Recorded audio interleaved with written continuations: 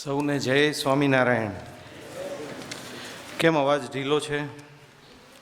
આ લગ્ન પછી જ પડી ગયો છે કે શું? અવાજ કેમ ઢીલો છે? જય સ્વામિનારાયણ. આપણી સાથે ને આપણને પરમ કૃપાથી તરબોળ કરવા આપણી વચ્ચે સદા માટે ઉપસ્થિત ભગવાન સ્વામિનારાયણ એ ભગવાનના સર્વ સ્વરૂપો, પરમ પૂજ્ય સુખદેવ સ્વામી, પરમ પૂજ્ય હરિકૃષ્ણ સ્વામી, પૂજ્ય મનુ કાકા, પૂજ્ય છોટુ દાદા, પૂજ્ય જેડી પટેલ કાકા, ઘણા બધાના નામ મારા સ્મરણમાંનાથી મંચસ્થ સૌ મહાનુભાવો અને મારી સામે બેઠેલા નવપરિણીત યોદ્ધાઓ જ છો ને તમે? આ ભાઈઓ હશે જ એમ. જે ભાઈઓ આ બાજુ બેઠા છે બરાબર હસી નહીં શકે, જે બહેનોની આગળ બેઠા છે હસી શકશે, કારણ કે એમના વાઈફ જોઈ નહીં શકે કે આ મારા પર હસે છે. એવું નથી ને? જો મિત્રો, આજે તમે એકદમ રિલેક્સ થઈને થોડી વાત સાંભળજો. તમે બધા ખૂબ ભાગ્યશાળી છો કે સ્વામીજી થકી, આવા સંતો થકી તમારી ભલાઈ માટે આ પ્રકારનું આયોજન થયું છે. બરાબર સમજજો. તમને અહીંયા બોલાવ્યા છે આજે શેના માટે? તમને આજે અહીંયા બોલાવ્યા છે સુખી થવા માટે. સમૂહ લગ્ન કરે અને ઘણી સંસ્થાઓ અને ઘણા મહાનુભાવો એને પોતાની મોટી જવાબદારી સમજે છે, ખૂબ મોટું સેવાનું કામ છે, પણ પછી ભૂલાઈ જાય છે, પછી ઘણા વર્ષે મળવાનું થાય છે. પણ અહીં સંતોનું, અહીંના મહાનુભાવોનું એક ખાસ ધ્યેય છે કે તમે સુખી થાઓ. લગ્ન તો કરી લીધા, હવે સુખી થવું જરૂરી છે ને. એટલે જ્યાં હસવાનું આવે, ભાઈઓ અને બહેનોને એમ કહેવાનું કે તમે મુક્ત મને હસજો.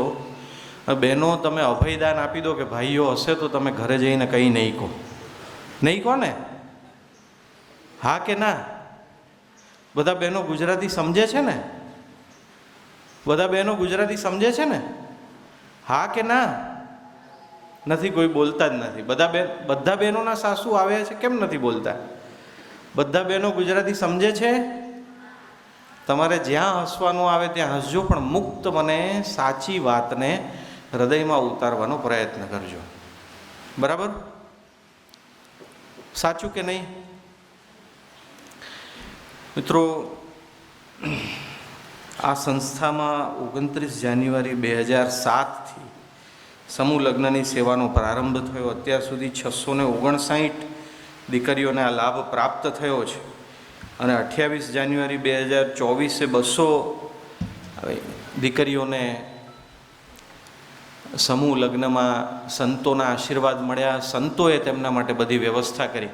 આપણે બધા જ છેક રોડ સુધી સંભળાય એટલી તાળીઓથી આ વાતને વધાવીએ. છેક રોડ સુધી સંભળાવીએ.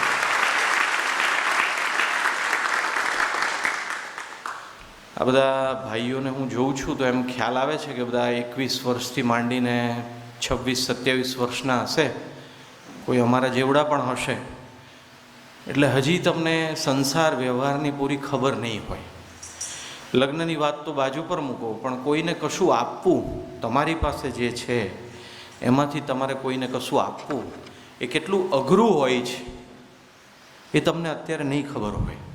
જ્યારે તમે ખરેખર કોકને કશું આપશો ત્યારે ખબર પડશે કે મેં આને આપ્યું.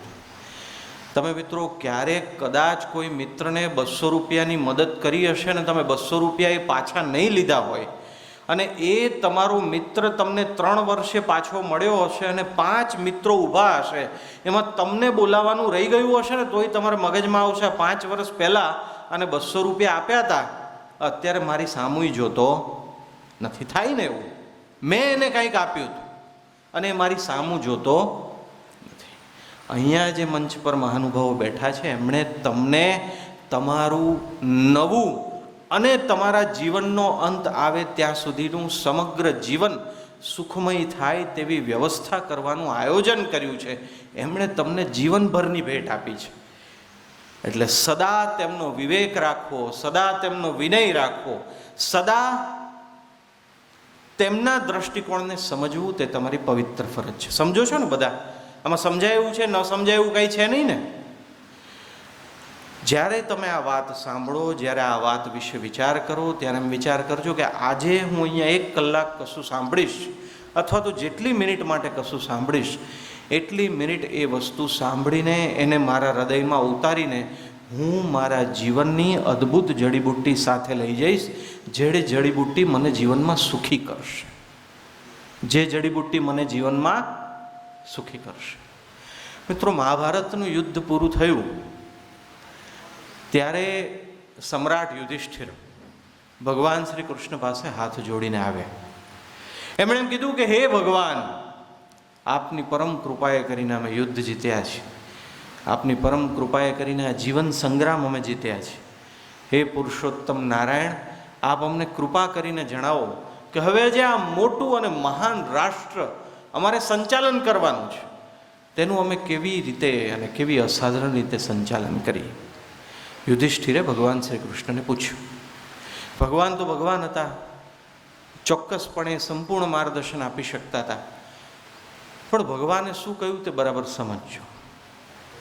ભગવાને એમ કહ્યું કે હે યુધિષ્ઠિર, ચોક્કસપણે હું તો તમને કહી જ શકું છું, પરંતુ તમે જે વિષય વિશે મારી પાસેથી માર્ગદર્શન માગવા આવ્યા છો, એ વિષયના આ દુનિયાના સૌથી મોટા અનુભવી વિદ્વાનોમાંથી એક મોટા અનુભવી વિદ્વાન તમારી સાથે જ છે, તમારી સામે જ છે.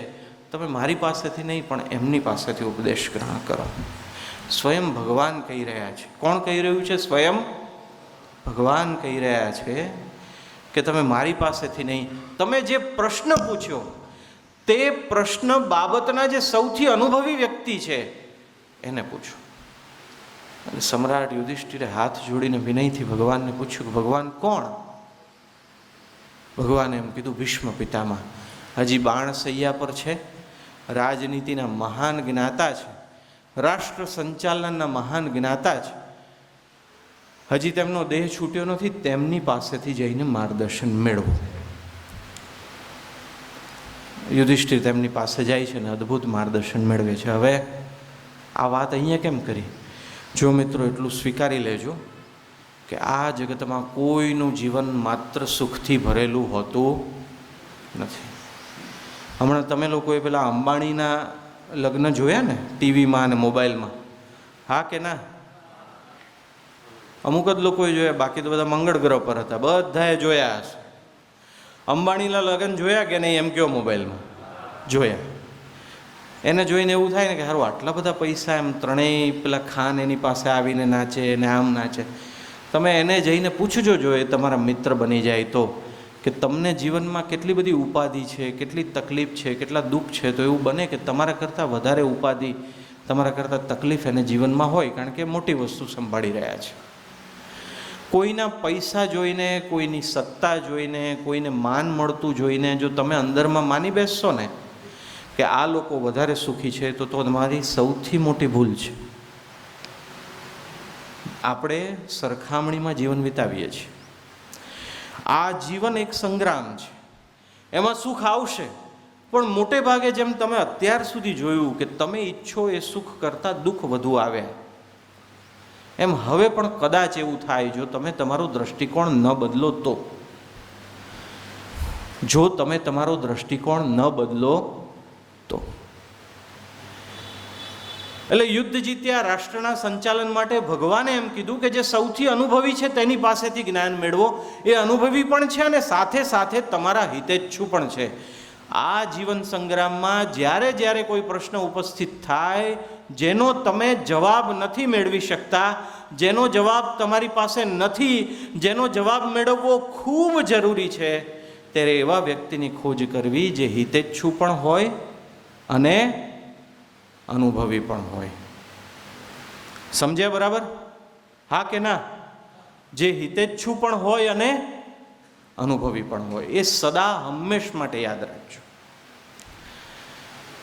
સ્વામી પેલું પોસ્ટર બનાવ્યું હતું ને જે આપણે આજના કાર્યક્રમ માટેનું, એટલે ઘણા બધા પાસે પોસ્ટર ગયું હશે. એમ તો મને કે તમે તો બહુ આધ્યાત્મિક પ્રવચન આપો છો, આજે લગ્ન જીવન વિશે પ્રવચન આપવાનું.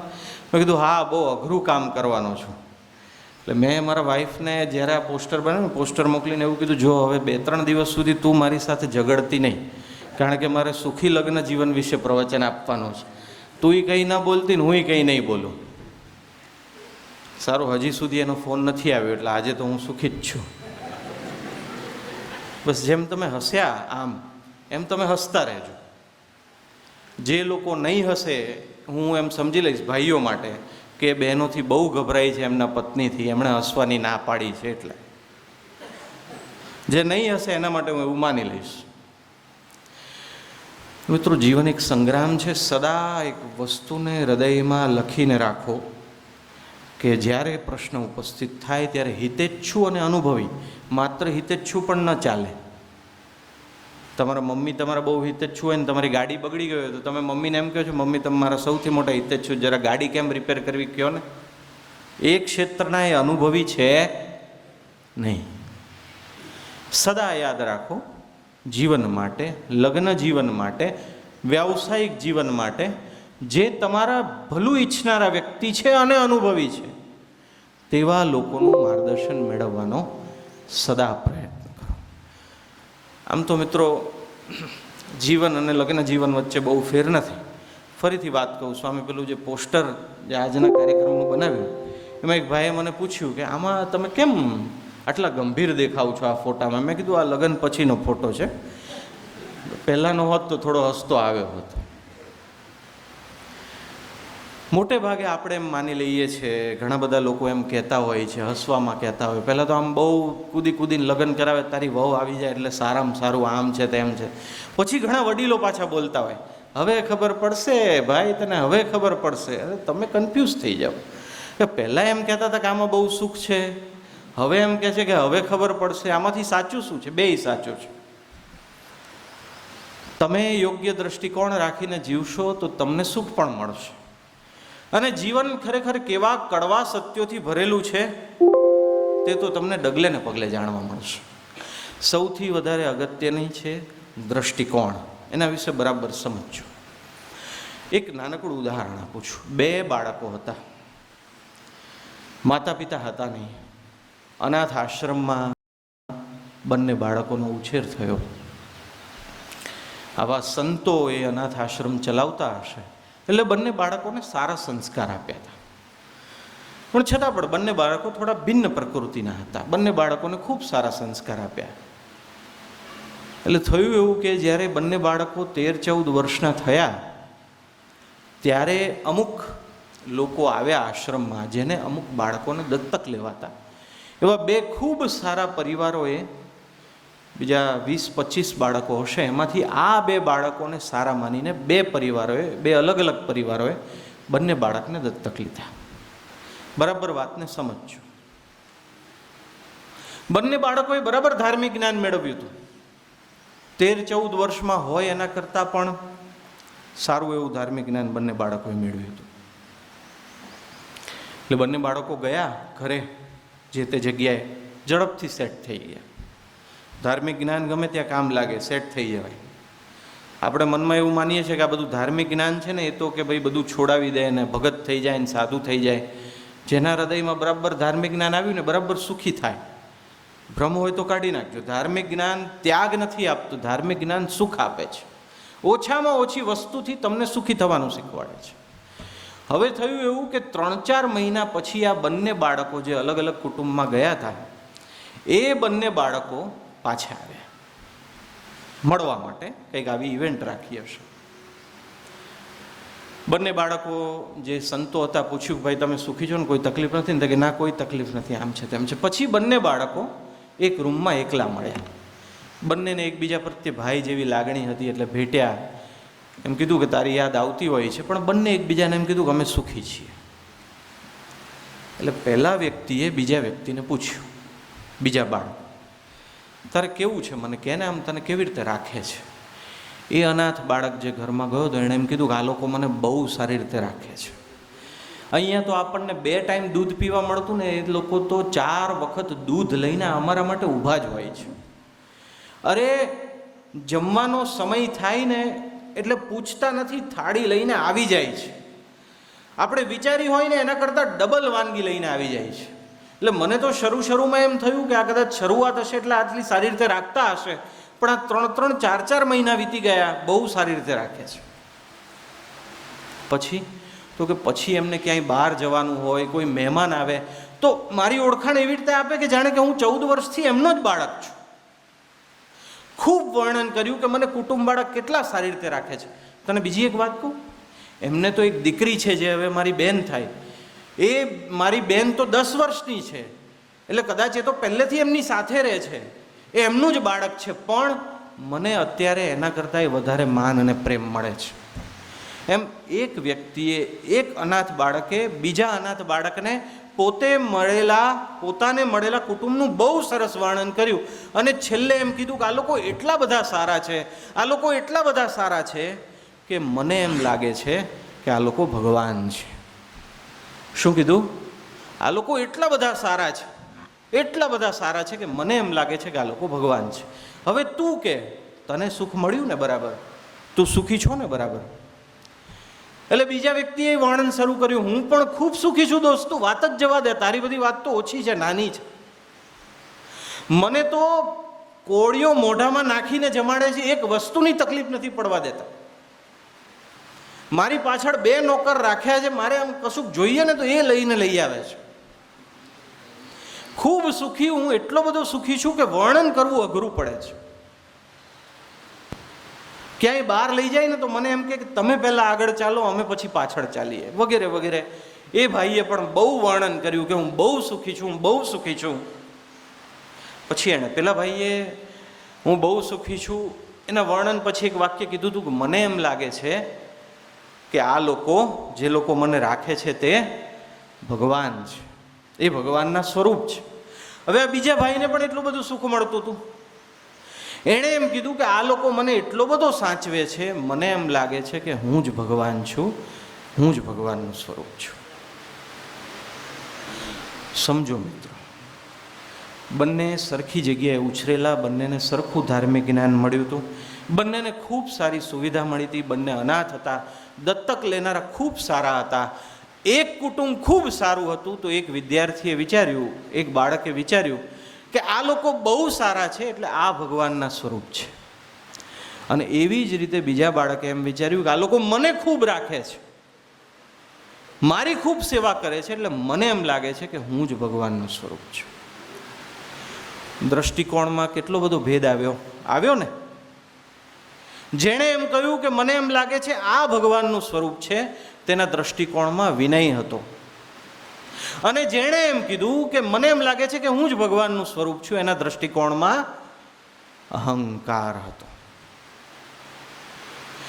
સૌથી પહેલા નક્કી કરી લો, અંદર ગાંઠ બાંધી લો, આજુબાજુ કોણ બેઠું છે ભૂલી જાઓ, ભગવાન બેઠા છે અને તમે બેઠા છો. નક્કી કરી લો, તમારો દ્રષ્ટિકોણ જ તમારા જીવનનું ઘડતર કરશે. તમે તમારા લગ્ન જીવનમાં, તમે તમારા સાંસારિક જીવનમાં તમને પોતાને કેન્દ્રમાં રાખીને ચાલો છો, સામેવાળાના ગુણોને કેન્દ્રમાં રાખીને ચાલો છો, કે માત્ર ને માત્ર પોતાની મોટાઈને કેન્દ્રમાં રાખીને ચાલો છો, એ નક્કી કરશે તમે સુખી થશો કે દુઃખી થશો. ફરીથી યાદ કરજો, બરાબર ગેડમાં બેસાડી લેજો. એમ નહોતું કે એક છોકરો રામ હતો ને બીજો છોકરો રાવણ હતો, એવું નહોતું. બંનેને સરખું ધાર્મિક જ્ઞાન મળ્યું હતું, પણ અંદર દ્રષ્ટિકોણ બંધાઈ ગયો હતો. એક રીતે એવો દ્રષ્ટિકોણ બંધાઈ ગયો હતો જેમાં બધા જ શબ્દો સરખા હતા, પણ જોવાની પદ્ધતિ જુદી હતી. માટે મિત્રો, સુખી થવા માટે હૃદયમાં ઊંડે સુધી, આજથી હંમેશ માટે ભૂલથી પણ એવું મનમાં ન લાવતા કે મને બધી બહુ ખબર પડે છે, આ બધી તો મને ખબર જ છે. જ્યારે મનમાં એમ આવ્યું કે મને બહુ બધી ખબર પડે છે, આ બધી મને ખબર છે, એક ક્ષેત્રમાં આપણી પ્રગતિ થવાની અટકી જાય છે. એવું ન માનતા. મારે આ દ્રષ્ટિકોણને અત્યારે હૃદયમાં બાંધી લેવો છે. મને કોઈ સારી રીતે રાખે તો હું એમ ન વિચારું કે હું વધારે કમાઉં છું એટલે સારી રીતે રાખે છે. હું એમ ન વિચારું કે હું વધારે સુંદર દેખાઉં છું એટલે મને સારી રીતે રાખે છે. હું એમ ન વિચારું કે આને મારી ગરજ છે એટલે મને વધારે સારી રીતે રાખે છે.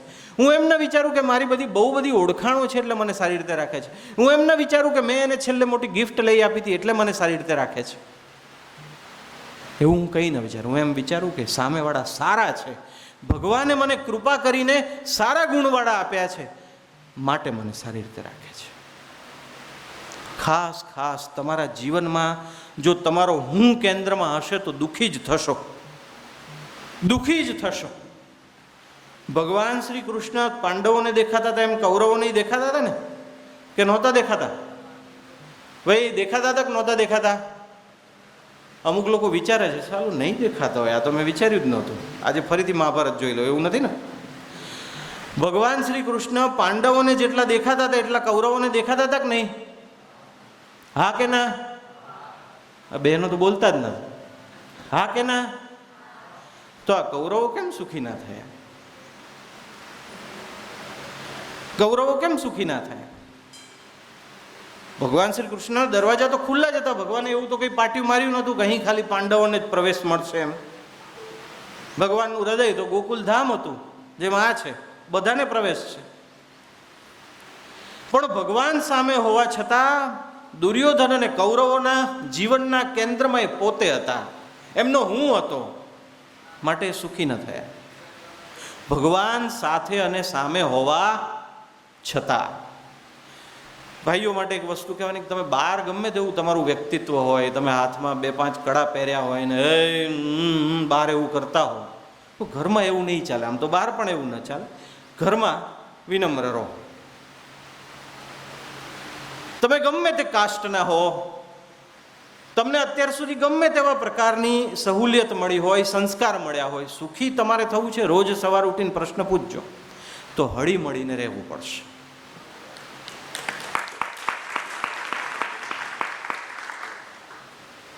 હું મોટો છું એ વિચારને કાઢી નાખજો.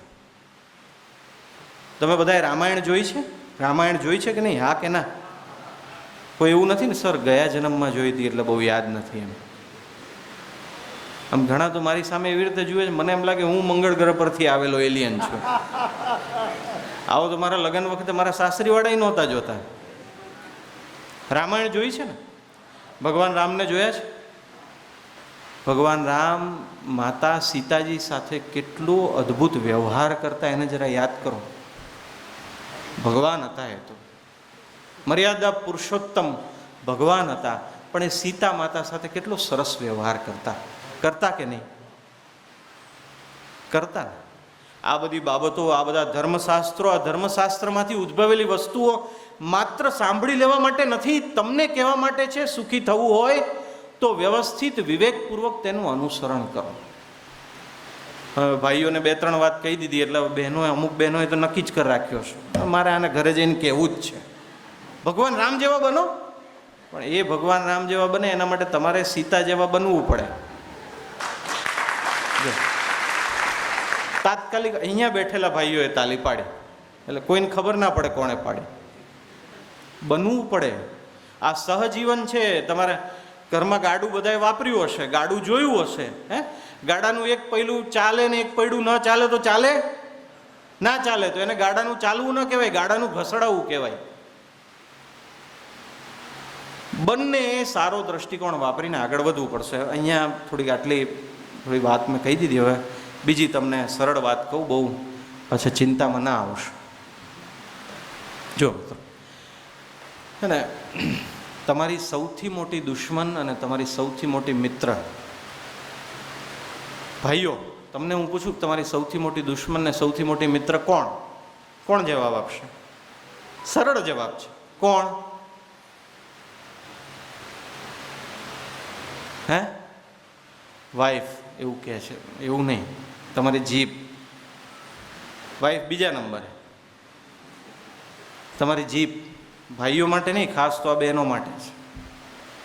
તમારી જીભ સૌથી મોટી તમારી. તો એક દિવસ બહુ વર્ષો પહેલાંની વાત છે, એક રાજાને ત્યાં એક રાજકુમારનો જન્મ થયો. અને પહેલાંના જમાનામાં તો રાજકુમાર જન્મે એટલે મોટા મોટા જ્યોતિષોને બોલાવે અને દરેક રાજાને એમ હોય કે મારો રાજકુમાર જ વિશ્વમાં સૌથી સુંદર, સૌથી અવ્વલ, સૌથી મોટો સેનાપતિ ને સૌથી મોટો રાજા ને છત્રપતિ થવો જોઈએ. એટલે એ રાજાને પણ એવી આકાંક્ષાઓ હતી. એણે મોટા જ્યોતિષને બોલાવ્યા અને ખરેખર આમ બરાબર જોઈ શકતા હતા, બરાબર સાચું કહી શકતા હતા, વિશ્વમાં એની નામના હતી એવા જ્યોતિષને બોલાવ્યા. ભાઈ જો સદીઓ પહેલાંની વાત છે એટલે જ્યોતિષનું નામ પૂછવા મને લેક્ચર પછી આવશો નહીં, સાહેબ મારી કુંડળી બતાવી છે, કેમ આવું થાય છે, તો બહુ સદીઓ પહેલાંની વાત છે. એટલે આવ્યા જ્યોતિષ એકદમ સાચું જોનારા હતા. એમણે બરાબર કુંડલી જોઈ અને કુંડલી જોઈને રાજાજીને જે હતું એમણે કીધું કે રાજાજી તમે મરશો ને એ પહેલાં તમારા દીકરાનું મૃત્યુ થઈ જશે. શું કીધું? રાજાજી તમારું મૃત્યુ થશે ને એ પહેલાં તમારા દીકરાનું મૃત્યુ થઈ જશે. રાજાજી ઊભા થયા અને એમ કીધું કે આને 5 વર્ષની કારાવાસ. પેલા એ સાચું જ કીધું હતું, ખોટું કીધું નહોતું ને. એને બોલાવ્યો તો કોણે? રાજાએ જ બોલાવ્યો હતો. પેલા એમ કીધું કે રાજાજી હું ખરું કહું છું, હું સાચું કહું છું. રાજા કે 5 વર્ષમાં કંઈ ઓછું નહીં થાય ભાઈ, તું નીકળ. તને મને લાગે તું આજે તારી કુંડલી જોઈને નહીં આવ્યો હોય, તને ખબર હતી આજે 5 વર્ષનું મળશે. રાજાને ગમ્યું નહીં. પેલા એમ કીધું ને કે તમે મરશો ને પહેલાં તમારો છોકરો મરી જશે. પછી રાજાએ બીજા મોટા જ્યોતિષને બોલાવ્યા. હવે બીજા મોટા જ્યોતિષને બરાબર ખબર હતી કે આ પહેલા જ્યોતિષ જોડે આવું થયું છે. પહેલો જ્યોતિષ એ બરાબર પાક્કો જ્યોતિષ હતો, એટલે બીજા જ્યોતિષે કુંડલી જોઈ. કુંડલી જોઈ તો એણે જોયું કે હા ખરેખર એવું જ છે, રાજાનો જે પુત્ર છે વહેલો મરી જવાનો છે અને રાજા વિલાપ કરવાના છે પુત્રની પાછળ, એવું જ થવાનું છે. પણ પેલા જ્યોતિષે વિચાર્યું કે રાજાએ બોલાવી લીધો છે, હું અહીંયા આવી ગયો છું, હવે કરવું શું? ખોટું તો મારે બોલવું નથી. એણે એમ કીધું રાજાજી તમારા બાળકની અને સાથે સાથે તમારી કુંડલી જોઈને હું એમ સ્પષ્ટ કહીશ કે આ તમારો મહાન પ્રતાપી રાજકુમાર જેની યુવાનીને લોકો વખાણશે, જેની યુવાનીને લોકો વખાણશે, એના દીકરાનો પણ જ્યારે રાજ્યાભિષેક થતો હશે ને ત્યારે પણ તમારી હયાતી હશે અને તમે આનંદપૂર્વક એનો રાજ્યાભિષેક કરશો.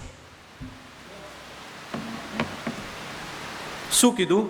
પેલા જ્યોતિષે શું કીધું? બરાબર સાંભળજો કે રાજાજી આ તમારી હાજરીમાં મરશે ને પછી તમે મરશો, તમારા પહેલાં તમારો દીકરો મરશે.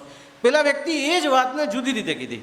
રાજાજી તમારી અને તમારા દીકરાની કુંડલી જોઈને હું કહું છું તમારી દીકરાની યુવાનીને લોકો વખાણશે, ખાલી યુવાનીને લોકો વખાણશે. અને રાજાજી જ્યારે તમારા દીકરાનો દીકરો રાજા બનવાનો હશે, એનો રાજ્યાભિષેક થવાનો હશે, ત્યારે પણ તમે હાજર હશો. એટલે એને ઇનડાયરેક્ટલી કહી દીધું દીકરાનો રાજ્યાભિષેક થવાનો હોય ને ત્યારે આ દાદા રાજા હાજર હોય તો પેલો છોકરો ન હોય તો જ એના દીકરાનો રાજ્યાભિષેક થાય. એક જ વાતને અલગ અલગ રીતે કહી. પેલાને રાજાએ ખૂબ બધી સોના મોહર આપીને એનું ખૂબ સન્માન કર્યું. વાત લગભગ એની એ જ હતી કે નહીં? પણ કહેવાની પદ્ધતિ જુદી હતી. મૂળ કપટનો ભાવ નહોતો. પહેલાં સૌથી બરાબર યાદ રાખજો મિત્રો, સુખી જીવન જીવવા માટેથી લઈ, અંદરથી સુખી થવા માટેથી લઈ, પરમાત્માને પ્રાપ્ત કરવા સુધી એ હંમેશા ગાંઠ બાંધી લેજો. કપટને જીવનમાં સ્થાન આપશો, નિષ્કપટ બનજો, નિષ્કપટ બનજો. એને કપટ નહોતું પણ એને ખબર હતી કે રાજાને નહીં ગમે, અલગ રીતે વાત કરી અને એને સોના મોહર મળ્યા. તમારી જીભ, તમારા શબ્દો, તમારું વાણી તમે કેવી રીતે અભિવ્યક્ત કરો છો એના પર આધાર રાખે છે તમે ભવિષ્યમાં કેટલા સુખી હશો. ભાઈઓ પોતાની વાઈફને એમ કે તું તો બુદ્ધિ વગરની છો, તને તો આટલી ખબર પડતી નથી. આ બહેનો હસ્યા નહીં એટલે મને લાગે છે હજી એ ફેઝ આવ્યો નથી. ના જ આવે આપણે એવું માનીએ. તમને એમ લાગે કે ભાઈ ખરેખર બુદ્ધિ વગરની કામ કરે છે તમારા પત્ની, તો તમે એને એમ કહો જો મારું એમ માનવું છે કે આ કામ આમ નહીં ને આમય થઈ શકે ને તું એને સારામાં સારી રીતે કરી શકે, આ વસ્તુને ધ્યાન પર રાખજે ને જરા. એક્ઝામ્પલ આપું છું. એવી ઘણી રીતે તમે એક વાતને અભિવ્યક્ત કરી શકો. સાવ તમે તમારા મિત્ર સાથે વાત કરતા એટલે ડફોડ તને કંઈ ખબર નથી પડતી એવું અંદર અંદર ચાલશે નહીં. મિત્રો મિત્રતા પણ ક્યારે પાક્કી થાય? તમારા જે મિત્રો બન્યા, જેની સાથે તમે ખુલ્લા દિલથી વાત કરો છો, એ પણ તમારા પાક્કા મિત્રો ક્યારે બન્યા? જ્યારે મળ્યા તમે લોકો, ત્યારે કોઈ પણ કારણસર પરસ્પર પ્રેમ બંધાયો, પછી એવા મિત્રો બન્યા કે તમે જેવું તેવું સાંભળી શકવા સમર્થ બન્યા. એટલે તમે તમારા લગ્ન જીવનમાં સુખી થવા માગતા હોય, એવું તમે લગ્ન જીવન ઈચ્છતા હો કે તમે તમારા હૃદયની વાત જેમના તેમ શબ્દોમાં કહી શકો, તો એના માટે પહેલાં શરૂઆતમાં એકદમ સાચા પ્રેમથી મિત્રતાની ગાંઠ બાંધવી પડશે. જે મિત્રો સાથે તમે જેમ તેમ વાત કરી શકો છો અને છતાંય એને ખોટું નથી લાગતું, તમને ખોટું નથી લાગતું, વિચારજો એ તમારા મિત્રો કેવી રીતે બન્યા. પહેલેથી જ જો એવી રીતે વાત કે તમારો જે મિત્ર આજે તમારો મિત્ર છે એને પહેલી જ મુલાકાતમાં એમ કીધું હોત, એટલે તું તો હારો એક નંબરનો કાળિયો લાગુ છું, બરાબર નથી લાગતો, તો તમે એની મિત્રતા ક્યારેય ન કરત. પણ હવે 10 વર્ષ પછી એમ કહેશે ને તું કાળિયો છું, તો તમને વાંધો નહીં આવે. બરાબર સમજજો. તમારા શબ્દો, તમારે પ્રેમ જોતો હશે તો તમારે પ્રેમ આપવો પડશે. તમારે આદર જોતો હશે તો તમારે આદર આપવો પડશે. તમારી ઈચ્છા હશે કે મારું ધ્યાન રાખે તો તમારે પણ ધ્યાન રાખવું પડશે. એક જ અલગ અલગ વાતને કહેવા માટે અસંખ્ય શબ્દો હશે, જેમાં 2 જ્યોતિષોએ એક જ વાતને અલગ અલગ રીતે કહી. તમારે નક્કી કરવું પડશે કયા સમયે કઈ રીતે મારે કઈ વાતને અભિવ્યક્ત કરવાની છે. આ કેવું છે, આના માટે તમે 4-6 મહિના પ્રયત્ન કરશો ને પછી એ તમારી આદત બની જશે. તમને એમ લાગે કે સાહેબ આ કેવી રીતે થાય. માની લો તમારામાંથી કોઈ ડૉક્ટર સાહેબને ત્યાં ડ્રાઈવરમાં કામ કરતું હોય અને તમને તમારા એક મિત્રને કારણે બહુ ગુસ્સો આવ્યો છે. તમે ઘરે ગયા તો તમે ગુસ્સો તમારા પત્ની પર કાઢી મૂક્યો. જવા દે, હવે અત્યારે મારી સાથે એવી રીતે વાત ના કરીશ, તું મારું મગજ બગડેલું છે. પણ માની લો કે મિત્ર સાથે તમારે ઝઘડો થયો છે ને તરત જ તમારા સાહેબ ડેપ્યુટી કલેક્ટરને મળવાનું મન થયું, તો તમે એની જોડે એવી રીતે વર્તો? જવા દે, લે આજે તારી ગાડી નહીં ચલાવું, ચલ તું ચલાવ, એવું કહો તમે? કયો? કેમ? તમારો ઝઘડો અને તમારો ગુસ્સો તો એનો એ જ છે. મનમાં નક્કી કરી રાખ્યું આ તો મોટા છે અને આવું કહેવાય. તમારે બંને જણાએ હંમેશ માટે સાથે રહેવાનું છે. એમ માની લેજો કે આ મારા માટે મોટા છે, મારે આને આવું કહેવાય, આવું ન કહેવાય. તમે જેટલો વિવેક જાળવશો એટલું જ તમને સામે મળશે. આ જગતમાં બધા જ જીવો સાચા પ્રેમના ભૂખ્યા હોય છે. એનો અર્થ એવો નથી કે દુઃખ નહીં આવે, એનો અર્થ એવો નથી કે ખોટું હોય તો તમારે ક્યારેય ટોકવું નહીં, પણ તમારો ઓલ ઓવર સ્વભાવ એવો હોય કે જેથી લોકોને એમ થાય કે આ માણસ સાથે રહેવું જોઈએ, કારણ કે એના મોઢામાં મીઠાશ. આ ખૂબ જરૂરી છે. કરોડોપતિ હશો, મોટા મોટા અધિકારી હશો, પણ વાણીમાં જો કડવાશ હશે, વાણીમાં નકામાપણું હશે, તો તમને બધા જાકારો આપશે. તમારા પટ્ટાવાળા હશે ને એને એમ લાગશે કે આ ક્યાં સાલો આવી ગયો આજે રજાના દિવસે. અને જો તમારી વાણી સારી હશે તો એ પાછળથી એમ બોલતો હશે, મારા શેઠ તો ભગવાન જેવા છો. તો જેને હંમેશ માટે સાથે રહેવાનું, જેની સાથે હંમેશ માટે સાથે રહેવાનું, તેની સાથે તો કેટલું વિચારીને વર્તન કરવું પડે. એવો ઘરોબો ઉત્પન્ન કરો કે ભવિષ્યમાં કદાચ તમારાથી ગમે તેવું બોલાઈ જાય તો એ સામેવાળો હસી નાખે. પણ એના માટે તમારે આ તમારા લગ્ન જીવનની શરૂઆતના દિવસોને બહુ શાંતિથી વિચારીને સમજીને કાઢવા પડશે. કોઈ પ્રશ્ન આવે તો જાતે જાતે નક્કી નહીં કરી લેવાનું, હું તો આમ જ કરી નાખીશ ને હું તો આમ જ કરી નાખીશ. મિત્રો, આ તમારા ગુરુ નથી, આ તમારા ગુરુ નથી. આને ગુરુ માનશો નહીં. આમાં જે પોઝિટિવ વસ્તુ આવે છે એને લઈ લો સાથે, પણ મોબાઈલને ગુરુ માનશો નહીં. નહીંતર જીવન પણ મોબાઈલ જેવું થઈ જશે. અહીંયા ત્યાં ભટકતા રહીશું, ઠેકાણે નહીં પડીએ. આના પર નિયંત્રણ હોવું જોઈશે. ભાઈઓ બહેનો બંનેને એકબીજાનો પાસવર્ડ બધો જ ખબર હોય તોય બંનેને એકબીજાથી વાંધો ન હોય એવું જો તમારું જીવન હોય તો તમે સુખી થશો.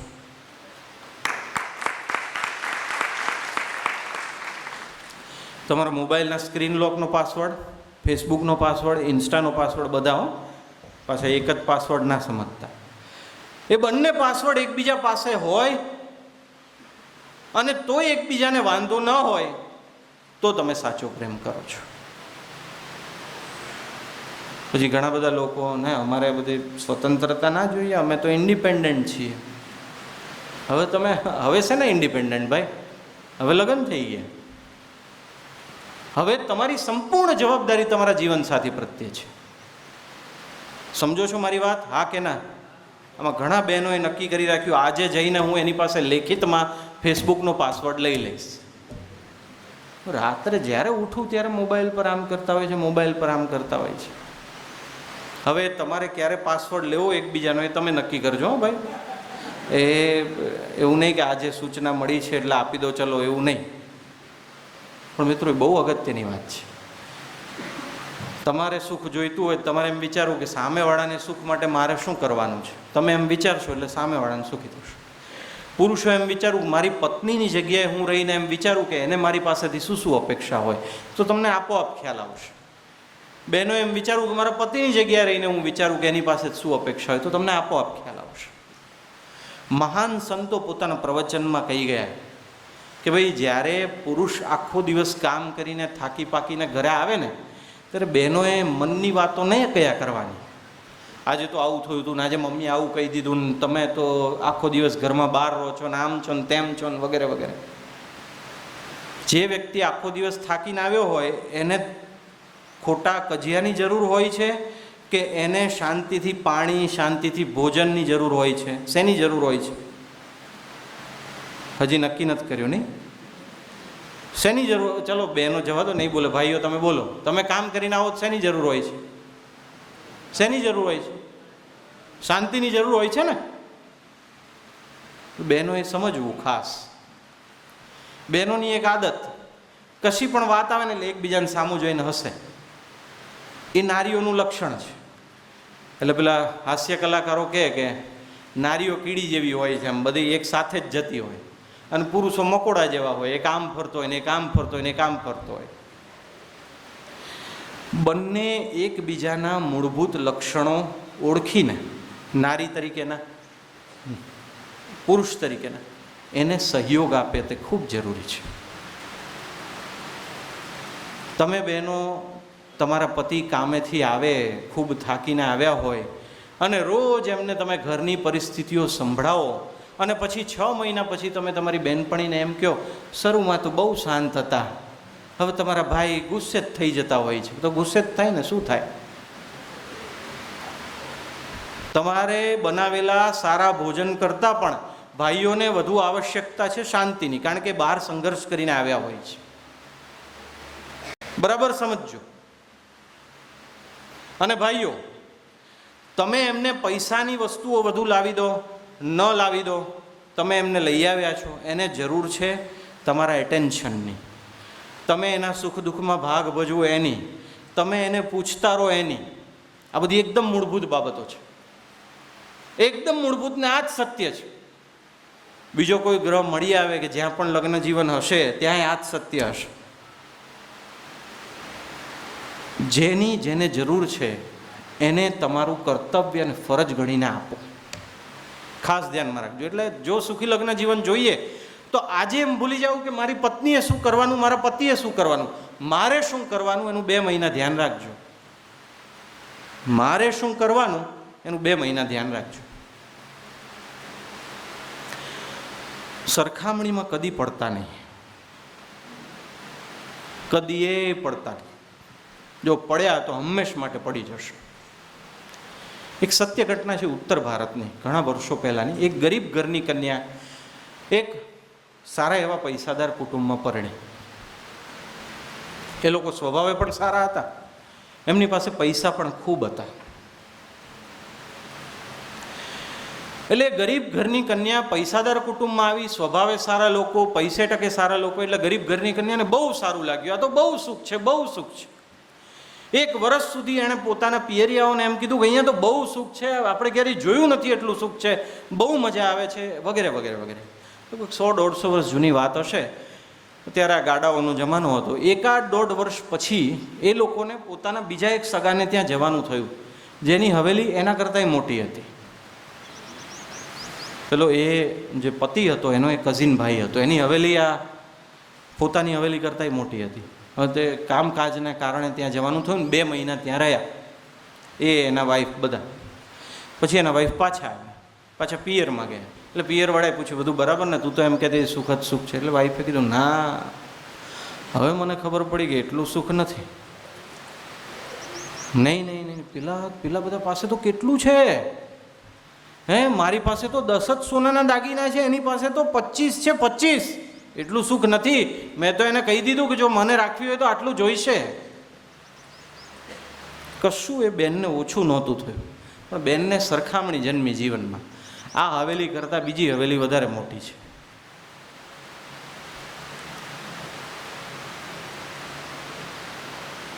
અને તમારામાંથી જે લોકો કદાચ બહુ મોટો ઝઘડો થયો અત્યાર સુધી 30-40 દિવસ તમારે થયા અને ભૂલથી તમે એમ બોલી ગયા હું તો મારું ઉખેડી લઈશ, મારા તો ઘણા છે, તો ભૂલ કરો છો. તમે ભૂલ કરો છો. ભાઈઓ એવું કહેતા હોય, બહેનો એવું કહેતા હોય. તમે તમારી જાતને કેન્દ્રમાં રાખીને વિચારો છો એટલે તમને એમ લાગે છે કે બહુ હાથ ધરીને બેઠેલા લોકો છે સંસારમાં તમારા માટે. એવું નથી. ખોટો અહંકાર રાખીને ક્યાંય વર્તવામાં ફાયદો નથી. સરખામણી કરશો તો સરખામણીનું સુખ તો આ જગતમાં કોઈને પ્રાપ્ત થયું નથી. પેલા ગરીબ બેને ક્યારેય નહોતું જોયું એવું મળ્યું, પણ એને એના કરતાં વધારે જોયું તો એને એમ થયું કે ના હવે ઓછું છે.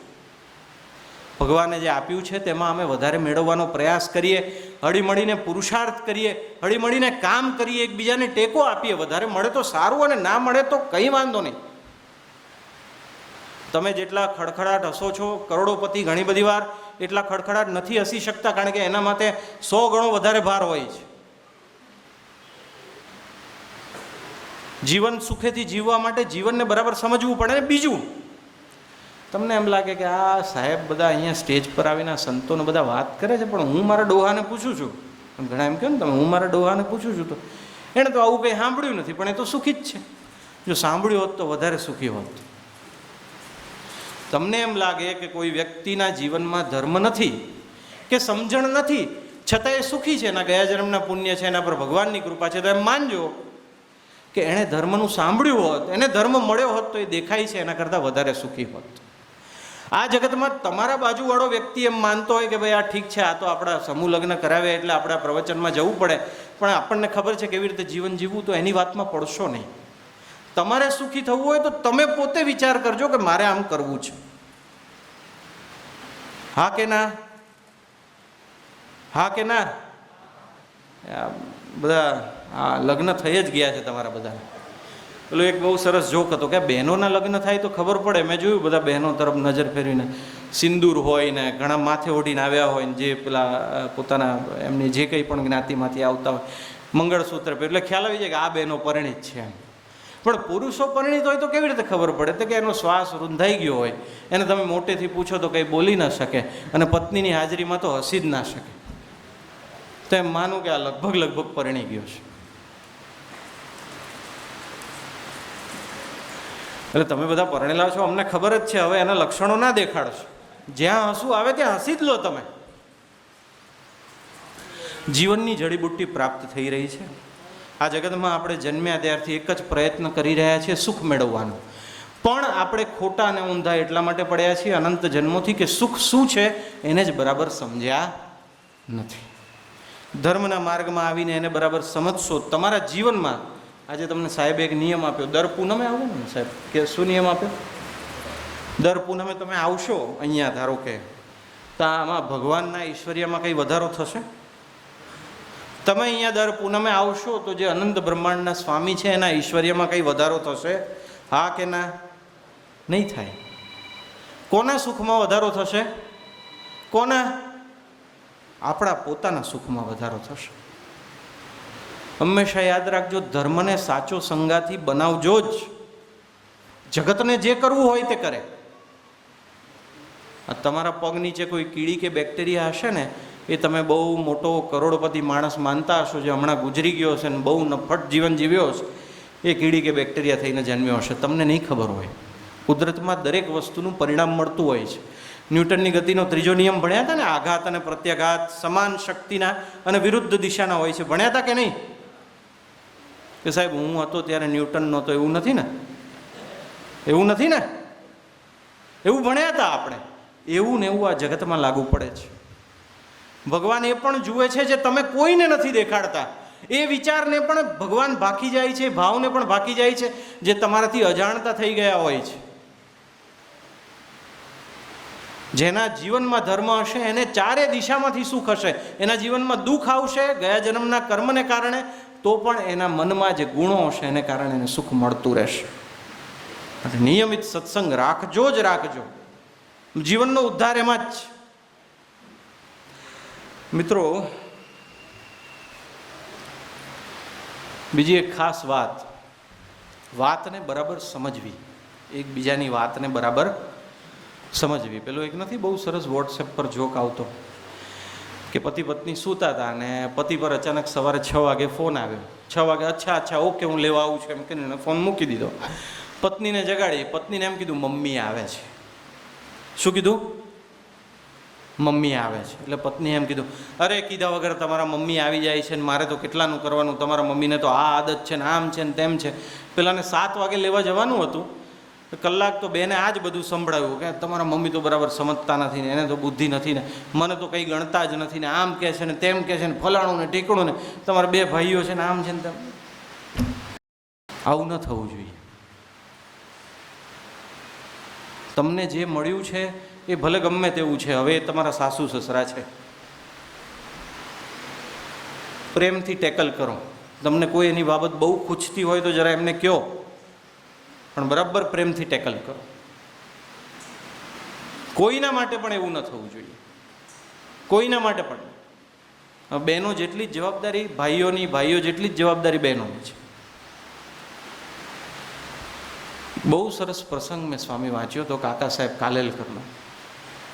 કાકા સાહેબ કાલેલકર એમ કહી રહ્યા હતા કે હું એક વખત મિત્રો સાથે કોઈ પર્વત ચડી રહ્યો હતો અને એ પર્વત ચડતા ચડતા અમને ખૂબ થાક લાગ્યો. એટલે અમે આમ થોડા હાંફતા થોડું થાક ખાતા આગળ વધતા, ત્યાં મેં એક નાની છોકરી જોઈ. 8-10 વર્ષની છોકરી હશે. એ પોતાના 2-3 વર્ષના ભાઈને ઉંચકીને એકદમ ઉત્સાહથી ને એકદમ થાક્યા વગર પર્વત ચડતી હતી. અમને ખૂબ થાક લાગતો હતો. એટલે કે મેં એ જોયું 1-2 વાર. એટલે હું થોડા આગળ જઈને છોકરી પાસે જઈને પૂછ્યું કે બેટા તું આ ભાર લઈને ફરે છે, તને એનો થાક નથી લાગતો? અમે તો કે એમને હતા તોય થાક લાગતો હતો. તો છોકરીએ બહુ સરસ જવાબ આપ્યો. આ જવાબમાં તમારા અસંખ્ય પ્રશ્નોનો જવાબ છે. એ છોકરીએ એમ કીધું, ના ના ના ના ના ના, આ ભાઈ તો મારો છે, આ ભાઈ મારો છે, આ મારો ભાઈ છે, આ મારો છે એટલે મને થાક લાગતો નથી. અત્યાર સુધી તમારા લોકોના એક જ મમ્મી પપ્પા હતા, ઘણાના નહીં હોય, ઘણાને અલગ અલગ પરિસ્થિતિ.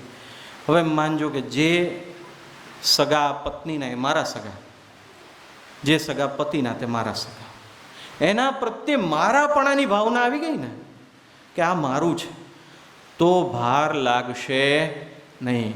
બહેનો, તમારા સગા માટે રોટલી બનાવવાનો, તમારા સગા માટે કે તમારા ઓળખીતા માટે કશું કરવાનો જેમ તમને ભાર નથી લાગતો, એમ તમને તમારા સાસરિયાઓ જે આવે એના માટે કશું કરવાનો પણ ભાર ન લાગવો જોઈએ. જો તમને એમ થઈ જશે કે આ લોકો મારા જ તો થશે. જો કોઈ સર્વગુણ સંપન્ન નથી. આ જગતમાં બધાને એકબીજાને એવું લાગે છે કે આ મને નથી સમજી શકતો ને આ મને નથી સમજી શકતી. આ જીવનનું નામ જ એ છે કે એકબીજાને પોતાની વાત સમજાવવી, ધીરે ધીરે ધીરે ધીરે આગળ વધવું. મારા માની લો, જે સામેવાળા તમારી સાથે જોડાયા એને અને એના કુટુંબીજનોને મારા માની લો. એટલે તમારા જે જીવન સાથી હશે ને એને એમ થશે કે આણે મારા પરિવારજનોને મારા માને, હવે આના પરિવારજનો મારા જ છે, એની ખૂબ સેવા કરીશ. ખૂબ જરૂરી. સમજ્યા બરાબર? તમે તમારા જીવનસાથીને દેખતા એ જીવનસાથીના ભાઈને ફોન કરો, બહેનને ફોન કરો, કેમ છો, આવજો, તો એને એમ થશે કે આ મારા સગાને સાચવે છે, મારે એમને સાચવવા છે. તમારા મોટા ભાઈને અત્યાર સુધી તમે જોયા હોય, તમારા બાપુજીને જોયા હોય, તમારા મા બાપને જોયા હોય, તમારા મિત્રોને તમે જોયા હોય, એવું જરૂરી નથી કે એના જીવન જેવી જ ઘટનાઓ તમારા જીવનમાં બને. એવું જરૂરી નથી. લગ્ન પહેલાં તમે ઘણી બધી આશાઓ અને અપેક્ષાઓ રાખી હશે, કે મારો જીવનસાથી આવો છે, પણ જેમ સ્વામીએ કહ્યું કે હવે તમને ખબર પડી હશે કે એને આવી આદત છે, આવી આદત છે, હવે એ તમારો જીવનસાથી છે, બંને એકબીજાને અનુકૂળ થવાનો પ્રયત્ન કરો. મિત્રો, જીવનસાથી એક એવી મોટી શક્તિ છે, એવી મોટી શક્તિ છે. જો તમે બરાબર તમારા પ્રેમના ઝાડમાં ગૂંથી લેશો ને તો તમારી એ બહુ મોટી તાકાત બની જશે. તમે નારાયણ મૂર્તિ, ઇન્ફોસિસવાળા નારાયણ મૂર્તિ છે ને, ઇન્ફોસિસ નામની ખૂબ જ મોટી કંપની છે ભારતની, એના સ્થાપક છે નારાયણ મૂર્તિ. એમના પત્ની, એમની ઘટનાઓને જાણજો, કેવી રીતે બંને એકબીજાનો ટેકો બન્યા, કેવડું મોટું એમ્પાયર ઊભું કર્યું છતાં પણ હજી બંને એકબીજા. બ્રિટનના જે પ્રમુખ છે, બ્રિટનના જે પ્રધાનમંત્રી છે, એ એમના જમાઈ થાય, એમની દીકરીને પરણ્યા, ઋષિ સુનક. ક્યારેક યુટ્યુબ પર ઉઠાવીને, આ તો એમ મોટું વરદાન છે, ખૂબ મોટું વરદાન છે. આને ગુરુ નથી માનવાનું, પણ મોટું વરદાન છે. પોઝિટિવ તમે સર્ચ કરો, તમને ઘણું બધું મળશે. એ નારાયણ મૂર્તિને કદાચ આવા સારા સ્વભાવના અને ક્રિએટિવ પત્ની ન મળ્યા હોત તો આટલું બધું ન કરી શકત. ગાંધીજીને કસ્તુરબા જેવા સહકાર આપનારા અને તેમની પરિસ્થિતિ સમજીને પોતાના ઘરના કાર્યોના બલિદાને દેશની સેવા કરવા માટે સ્વતંત્રતા ના આપી હોત તો એવું બને કે કદાચ આટલી બધી અનુકૂળતા કમ્પેરેટિવલી ગાંધીજીને ન હોત.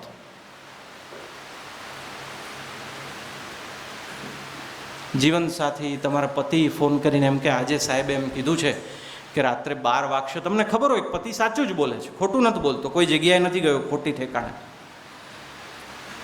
પણ તમે પતિને ઘરે આવતા 9 વાગી જતા હોય ને તોય એમ કહેતા હોય કે આટલા મોડા આવો છો ને મારી સામે નથી જોતા ને આમ તેમ. તો હવે એના સાહેબે કીધું એ કામ કરે છે તેમાં એ શું કરે? એણે ફોન કરીને એમ કીધું મારા સાહેબે મને 12 વાગ્યા સુધી રોકાવાનું કીધું છે, એને ન ગમતું હોય, એ આખો દિવસ થાક્યો હોય, પણ તમે એમ કહો કે હવે તમે મારું ધ્યાન જ નથી રાખતા, મારે તમારા સામે નથી જવું, તો એનું ત્યાંય કામ બરાબર નહીં થાય અને ઘરે એનું મગજ બગડેલું હશે. એકબીજાના સંજોગને સમજવાનો પ્રયત્ન કરજો, ખરેખર શું સાચો સંજોગ છે. પત્ની બીમારો એમ કે મારાથી આજે ખાવાનું નથી બન્યું, તમે ભાઈઓ એમ કહો ભાઈ 2 દિવસ ના બનાવતી, તું આરામ કર, તારી તબિયત વધારે અગત્યની છે. તો સામેવાળાને પ્રેમ ઉપજશે. એવા વડીલોની વાતોય નહીં માનવાની હો. પાછા અમુક વડીલોને આમ ટેવ હોય, પેલો બધું જોજે હોય ને, એટલે એ બિચારા કહેતા હોય સારા માટે, થોડી ઉંમર થઈ ગઈ અસર હોય. દરેક વાતને વિવેકની ગરણીમાંથી પસાર થઈને પછી ગ્રહણ કરજો. ખ્યાલ આવ્યો? હા કે ના? દરેક વાત, કોણ શું કહી રહ્યું છે, કોનો આશય તમારા ઘરમાં ઝઘડા કરાવવાનો છે, કોનો આશય તમારા હિતનો છે, ખાસ સાચવવું. જે તમને આવીને એમ કહે ને તમારા વાઈફને આમ નહીં આમ કરે તો સારું, વારે ઘડીએ કોઈ તમને વાદાખોદની વાત કરે, વ્યક્તિ તમારી ખૂબ નજીકની હોય તો એનાથી સાવચેત થઈ જજો કે આની વારે વાત સાંભળવાની છે પણ વાત મગજમાં નથી ઉતારવાની. ઝઘડાની શાંતિની જ આવશ્યકતા છે. પણ તમને જે વારંવાર કહે, એટલે ખરેખર સુખીની લગ્ન જીવન માટે બીજું એક સૂત્ર શું છે ખબર છે? સગાઓને ઓળખો. શું સૂત્ર છે? સગાઓને ઓળખો. જો મિત્રો, બધા જ સગા એવા નથી હોતા જે તમારું હિત જ ઈચ્છે. એટલે સૌથી પહેલાં શું કીધું? એવા લોકોની સલાહ લો જે તમારા હિત જ છું પણ હોય ને અનુભવી પણ હોય. અને ધ્યાનમાં રાખવું, જો કોઈ બહુ ઈર્ષાળુ હોય તો એની વાતને ધ્યાન પર ન લેવી. કોકની ઈર્ષાની આગથી તમારા જીવનમાં ક્યારેક ખૂબ ખોટું થઈ જતું હોય છે. સ્વામી એક વાત કરી ને કે એક બેન ગયા, ભાઈ મને યાર બહુ બધા ત્રાસ આપે છે, બહુ હેરાન કરે છે. એ જ રીતે એક પ્રસંગ હતો. 2 બેનપણીઓ હતી, જોડે જોડે જ લગભગ લગ્ન થયા હતા. એક બેનપણીના ઘરમાં બહુ સુખ અને એક બેનપણીના ઘરમાં ઝઘડા થયા હતા. એટલે પેલી બેનપણી તો કંટાળી ગઈ કે હવે આ બહુ ઝઘડા થાય છે, મારે તો અહીંયા રહેવું જ નથી ને આમ છે ને એમ છે. પોતાની પહેલી બેનપણી પાસે ગઈ. એણે એમ કીધું તારી પાસે કોઈ જડીબુટ્ટી છે તો મને કહે, તારી પાસે કોઈ આઈડિયા હોય તો મને આપ, કઈ રીતે ઘરમાં શાંતિ રાખવી, કઈ રીતે કુટુંબમાં શાંતિ રાખવી. એટલે પેલી બેનપણી બહુ સારી હતી. એ ઈચ્છતી હતી કે મારી બેનપણીના ઘરે સુખ આવે. બધી બેનપણીઓ એવી નથી ઈચ્છતી હો, બધી બેનપણીઓ નથી ઈચ્છતી હોતી, બધા ભાઈબંધો એવું નથી ઈચ્છતા હોતા. એટલે જોવું કે કોણ મારું હિત ઈચ્છે છે. એ બેનપણી એમ કીધું હું તને એક જડીબુટ્ટી આપું છું, મારી પાસે જડીબુટ્ટી રેડી છે, અને એ જડીબુટ્ટી હું કહું તારે ત્યારે લેવાની. તારા ઘરમાં 6 મહિનામાં અત્યારે છે એના કરતાં શાંતિવાળી અને સુખવાળી પરિસ્થિતિ થઈ જશે. પેલી કે બહુ સારું, તું કેટલા રૂપિયા આપો? તારા માટે ફ્રી છે, પણ એ જડીબુટ્ટી બાદ હિમાલયમાંથી મંગાવવી પડશે. તું 10 દિવસ પછી આવજે. પેલી 10 દિવસ પછી આવી, હિમાલયમાંથી જડીબુટ્ટી મંગાવી રાખી હતી. એક જૂની નાની આવડી શીશીમાં ભરી રાખી હતી. એમ કીધું કે હવે જો તારા ઘરમાં જ્યારે પણ બોલચાલ શરૂ થાય ને, તારા ઘરમાં તું હો અને જ્યારે પણ બોલચાલ શરૂ થાય એટલે આ જડીબુટ્ટી તારે મોઢામાં રાખવી અને મોઢામાં મમડાયા કરવી, ગળે ઉતારી જવી નહીં. મમડાયા કરવી, જેટલી મમડાવી શકે ને એટલી મમડાવી, જ્યાં સુધી એ જડીબુટ્ટી એની મેળે ધીરે ધીરે અંદર ન ઉતરી જાય ત્યાં સુધી. પેલી બહેનપણીએ કીધું, અરે તારા તો હું ચરણ સ્પર્શ કરું છું, હું તો એટલી થાકી ગઈ છું, તું મને આવી જડીબુટ્ટી આપે, તારો ખૂબ ખૂબ આભાર. લીધી જડીબુટ્ટી. 6 મહિના પછી, અરે સોરી માફ કરજો, 6 મહિનાનો જે ગાળો હતો એમાં 2 મહિને જડીબુટ્ટી લેવા જવાનું હતું. એટલે 2 મહિના પછી પાછી જડીબુટ્ટી લેવા આવી. પેલીએ પૂછ્યું ફેર લાગે છે? તો કે થોડું લાગે છે. 4 મહિના પછી પાછી આવી. તો કે ના ના લાગે છે. 6 મહિના આવી ને એટલે એમ કીધું તું એક કામ કર, તારી પાસે 2 મહિના આવવું મને પોસાતું નથી, તું અલગ ગામમાં રહે, હું અલગ ગામમાં રહું, તું મને મોટી શીશી ભરીને જડીબુટ્ટી આપી દે. એટલે પેલી જે સુખી બહેનપણી હતી, જેણે જડીબુટ્ટી પેલી દુઃખી બહેનપણીને આપી હતી, એણે એમ કીધું હવે હું તને જડીબુટ્ટી નહીં, જડીબુટ્ટીનું રહસ્ય જ આપું છું. પહેલાં તું મને એમ કે આ 6 મહિના થયા, શું થયું? અરે તું વાત જ જવા દે, આખું વાતાવરણ બદલાઈ ગયું છે. હવે કદાચ કંઈક ઝઘડો ઊભો થવાની શરૂઆત હોય ને, 1-2 વાક્ય હજી તો બોલાય ત્યાં હું મોઢામાં જડીબુટ્ટી મૂકું, બધું પતી જાય છે. ઝઘડા ઓછા થઈ ગયા છે, એકબીજાના દુર્ગુણો દેખાડવાના ઓછા થઈ ગયા, ઘણો ફેર પડ્યો છે. મને તો ક્યારેય આવી કલ્પના નહોતી કે આટલો બધો ફેર પડશે. તું જો મને જડીબુટ્ટીનું રહસ્ય આપે તો ખરેખર ઈશ્વરના તારા પર આશીર્વાદ ઉતરશે. પેલી બહેનપણીએ કીધું બેસ, હું તને જડીબુટ્ટીનું રહસ્ય આપું. એણે એમ કીધું કે જા તું એક કામ કર, હું થાકી ગઈ છું પણ મારા રસોડામાં પેલું આરો છે ને એમાંથી પાણી લઈ આવે. એટલે પેલી બીજી બહેનપણી એની બહેનપણીના ઘરના રસોડામાં જઈ આરોમાંથી પાણી લઈ આવી. એણે આપ્યું અને પેલી બહેનપણી એમ કીધું લે આ તારી જડીબુટ્ટી છે. કે શું વાત કરે છે? હા હું જડીબુટ્ટીમાં કંઈ નહીં, મારા ઘરનું આરોનું પાણી જ તને આપતી હતી. પેલી તો હક્કી બક્કી રહી ગઈ કે શું કહેવા માગે છે? જડીબુટ્ટીમાં આરોનું પાણી આપતી તો એનો આટલો બધો ચમત્કારિક અસર? કે આમાં બીજો કોઈ ચમત્કાર નથી થયો. આમાં ચમત્કાર એ થયો છે કે પેલું સામેવાળાએ જ્યારે બોલવાનું શરૂ કર્યું ને ત્યારે તે બોલવાનું બંધ કરી દીધું, સામે જવાબ આપવાને બંધ કરી દીધા. કારણ કે તું પેલું ચગડતી હતી એટલે તારે બોલવાનું થયું નહીં. એને કારણે ધીરે ધીરે ઘરમાં આટલી શાંતિ થઈ ગઈ. એ જડીબુટ્ટી બીજી કોઈ જ નહોતી, એ જડીબુટ્ટીના રહસ્ય હતા. ઝઘડો થાય ને ત્યારે ટૂંકમાં બોલવું, મીઠું બોલવું, ટૂંકમાં બોલવું, મીઠું બોલવું અને મૌન રહેવું. 3 મૌન રહેવું અને મીઠું બોલવું બેય કહું છું. ઘણા બહેનો તો એવા ચૂપ થઈ જાય ને 2-3 દિવસ સુધી જવાબ જ ના આપે. પેલો કન્ફ્યુઝનમાં આવી જાય કે હવે આ શું કરશે એમ. જો આ 40 દિવસના અનુભવો જાણે કે વર્ષભરના અનુભવો હોય તેમ ઝડકી આવે છે. ભાઈઓને એવું છે. એટલે એણે જડીબુટ્ટી શું કામ લાગી? ઝઘડો શરૂ થાય ને પેલી મમડાવે એટલે બોલી શકે નહીં. એટલે હવે ઝઘડો વધે ક્યારે? તું ગાંડી છે, પેલે કે તુંય ગાંડો છું, તારા સાસરી તારા પિયરવાળા આવે છે ને તું આવો છું, તું આવો. મને તો ખબર જ નહોતી લગ્ન પેલા તારા જેવો બબુચક મળશે, નહીંતર હું કરત જ નહીં. પછી પેલો છોકરો એમ કે મને તો ખબર જ નથી કે લગ્ન પહેલાં તને ચાલીને જોડો, આવી રીતે ચાલે છે, આવી રીતે કોઈ ચાલતું હશે, બોલવાના ઠેકાણા નથી, છેની જગ્યાએ સે બોલે છે. મિત્રો હવે જે થઈ ગયું એ થઈ ગયું. જુઓ, હવે તમારા જીવન સાથીને તમે પોતે પ્રેમ દઈને એવા બનાવો કે તમારા જીવનની તાકાત બની જાય.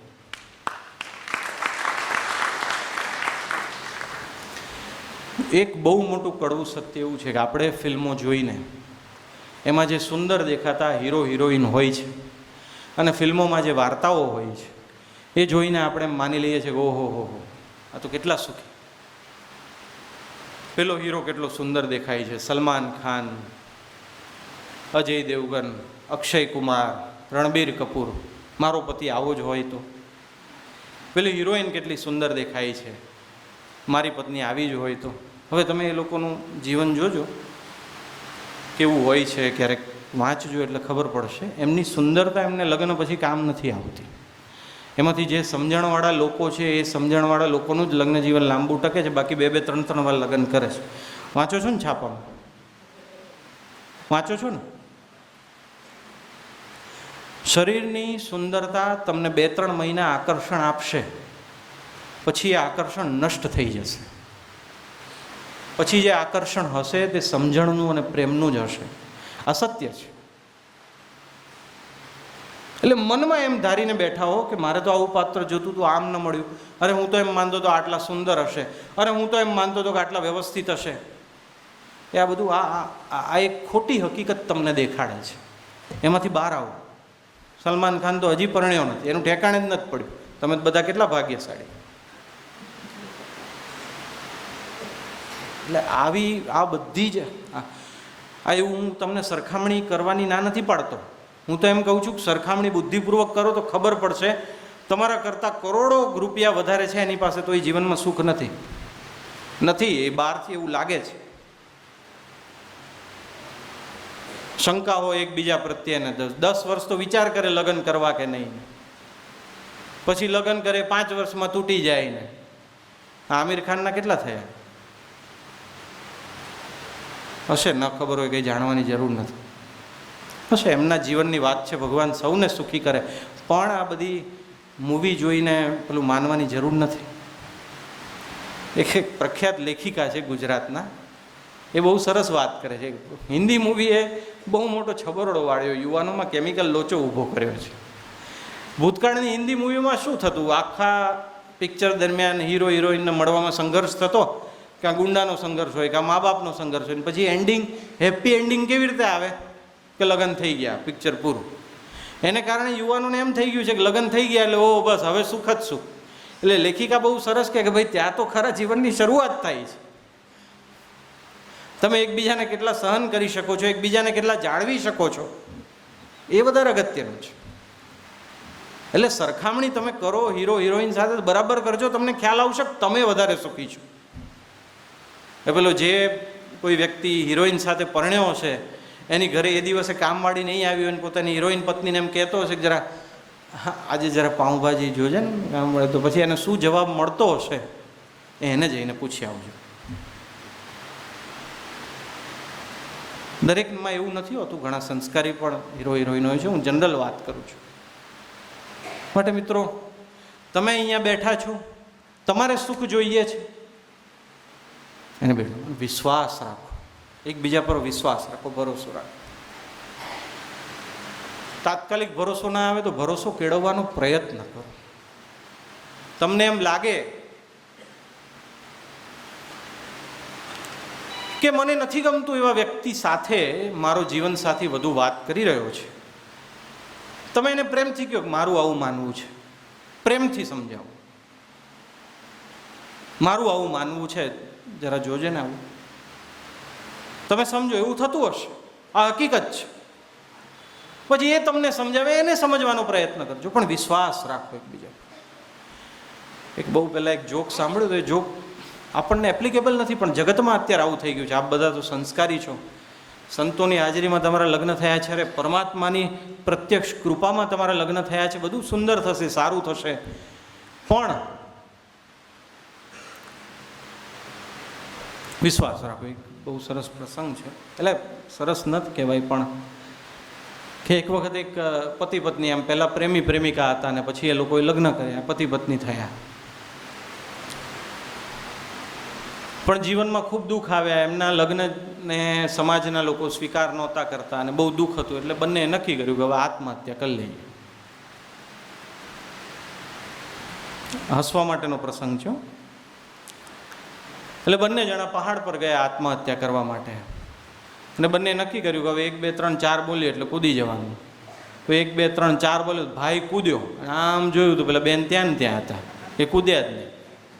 અને બેન જોરથી બોલ્યા, લવ ઇઝ બ્લાઇન્ડ, પ્રેમ તો આંધળો હોય છે.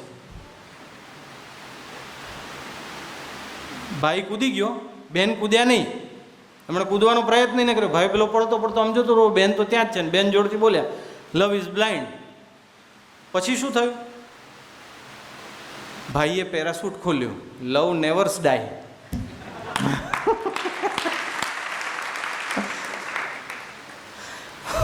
પ્રેમ ક્યારેય મરતો. ક્યાંક ક્યાંક આવું આટલો બધો અવિશ્વાસ બનતો હોય છે. તમારા જીવન સાથે ભેગા મળીને આ લગ્ન એટલે કાંઈ શરીર ભેગા મળ્યા છે મિત્રો એમ નથી. તમે સમજશો, થોડા દિવસો થશે, થોડા વર્ષો થશે. લગ્ન એટલે બે બુદ્ધિઓ ભેગી મળી છે. હવે બે બુદ્ધિઓ એકબીજાને અનુકૂળ બનવાનું છે.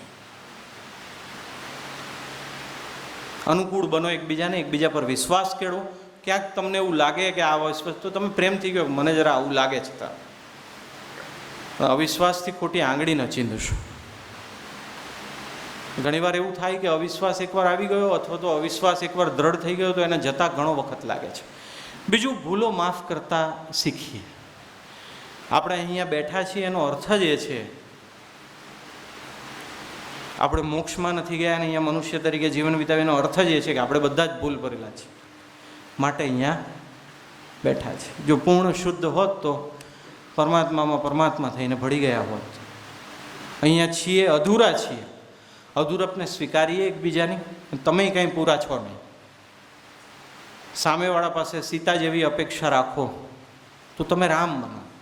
રામ જેવી અપેક્ષા રાખો તો તમે સીતા બનવાનો પ્રયત્ન કરો. મારે શું કરવું એ જે પહેલાં વિચારે છે તે સુખી થવાના સાચા રસ્તા પર છે. તારે શું કરવું એ પણ ભલે કયો, ન કયો એવું નથી. એવી કોઈ એવી અત્યંત વધારે પડતી ધાર્મિક વાત નથી કે ભાઈ નહીં હું એમ જ વિચારું મારે શું કરવું, મને મારા પતિએ 10 લાત મારી, નહીં મારે શું કરવું, એવું ના ચાલે. પાછું ક્યાંય પણ ભૂલથી પણ ખોટી રીતે વધારે પડતી રીતે ઘરમાં હિંસા થતી હોય તો કાયદાનો રસ્તો આપ લઈ શકો છો. ક્યાંય ભૂલથી પણ, ફરીથી શબ્દ વાપરું છું, ખોટી રીતે વધારે પડતી રીતે પણ તમે પ્રેમથી વસ્તુને ટેકલ કરવાનો પ્રયત્ન કરો. ભલભલા સમ્રાટો પણ યુદ્ધોમાં પ્રેમથી જીતાઈ ગયા છે. તો આ તો તમારા જીવનસાથી છે જેણે અમુક દિવસ પહેલાં જ નક્કી કર્યું હતું કે મારે આની સાથે પ્રેમથી રહેવું છે. ક્યારેક ઝઘડો થઈ જાય, અરે હું તો એમ કહું છું ક્યારેક એકબીજાનો હાથ ઉડી જાય ને તમાચોય લાગી જાય, એનાથી લગ્ન પ્રસંગનો અંત આવતો નથી. ખૂબ જવાબદાર બનવું પડશે મિત્રો. પાછું લગ્ન કરીને ખાલી પૈસા કમાવામાં ન લાગી જતા. બાળકો આવશે, બાળકો આવે એ તો આ વિશ્વની સૌથી મોટી જવાબદારી છે એમ પરમાત્મા પ્રાપ્ત મહાપુરુષો કહી ગયા. એક પતિ પત્નીનો છૂટાછેડાનો કેસ ચાલતો હતો. બંને કમાવામાં વ્યસ્ત હતા, બાળકને બરાબર જુએ નહીં. છૂટાછેડાનો કેસ ચાલતો હતો. થોડા સમયમાં બંને અલગ રહેવા માંડ્યા. છૂટાછેડાનો કેસ તો ચાલુ જ રહ્યો.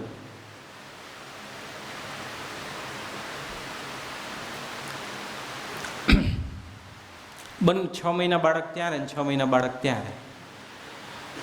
હવે બાળક પોતાની પાસે રહે ત્યારે તો પતિ અને પત્નીને સારું લાગતું હતું, પણ દૂર રહે ત્યારે દુઃખ થતું હતું બહુ. એટલે એ લોકોએ 2-3 વર્ષ પછી એમ નક્કી કર્યું કે આપણે છૂટાછેડા નથી લેવા, સાથે જ રહીએ. અને કોર્ટમાં એવી રીતે જુબાની આપી. બાળક ત્યાં જ હતો. બાળકે સાંભળ્યું. બાળકે હાથ ઊંચો કરીને કીધું, જજ સાહેબ મારે કંઈક કહેવું છે. કે બોલો. એ 10 વર્ષના બાળકે એમ કીધું, જજ સાહેબ મારી ઈચ્છા નથી મારા મમ્મી પપ્પા સાથે રહે, અને મારી ઈચ્છા છે ને છૂટાછેડા જ થઈ જાય અથવા તો કેસ લાંબો સમય ચાલતો રહે. એટલે જજ સાહેબે પૂછ્યું, બેટા એવું કેમ કહે છે? કે જ્યારે બંને ભેગા હતા ને ત્યારે બંને પોતપોતાનામાં વ્યસ્ત હતા અને મને ટાઈમ નહોતા આપતા, ને હવે મને ટાઈમ આપે છે કે હું એની પાસે જતો રહું. હું જ્યારે આ લોકો પાસે જઉં છું ત્યારે મને બહુ પ્રેમથી રાખે છે, અને મને ખબર પાછા ભેગા મળી જશે ને એટલે વળી પાછા હતા ને એવા થઈ જશે. સમય મિત્રો આપવો પડશે તમારે. બાળક તો હજી પછીની વાત છે. તમારે બધાને થોડો સમય આપવો પડશે. તમારું કર્તવ્ય, જે તમારે કર્તવ્ય છે બહારનું કામ કરવું, બહેનોનું કર્તવ્ય છે ઘરમાં કામ કરવું, અમુક બહેનો નોકરી પણ કરતા હશે. પોતાનું કર્તવ્ય નિભાવીને પછી યોગ્ય રીતે, યોગ્ય પ્રમાણમાં બધાને સમય આપજો. નહીંતર જીવન બહુ આગુ પાછું થઈ જશે, તમે બહુ સમજણા હશો તો પણ, બહુ સમજણા હશો. 2 સમજદાર લોકોને પણ છૂટાછેડા માટે અરજીઓ કરતા અમે જોયા છે. 2 સમજદાર લોકો આખી દુનિયાને સમજ્યા પણ એકબીજાને ન સમજ્યા, કારણ કે એકબીજા સાથે શાંતિથી ન બેઠા ને એકબીજા સાથે બેસવામાં એમનો હું વચ્ચે આવતો હતો, જે હું પર્વત કરતાંય વધારે મોટો હતો.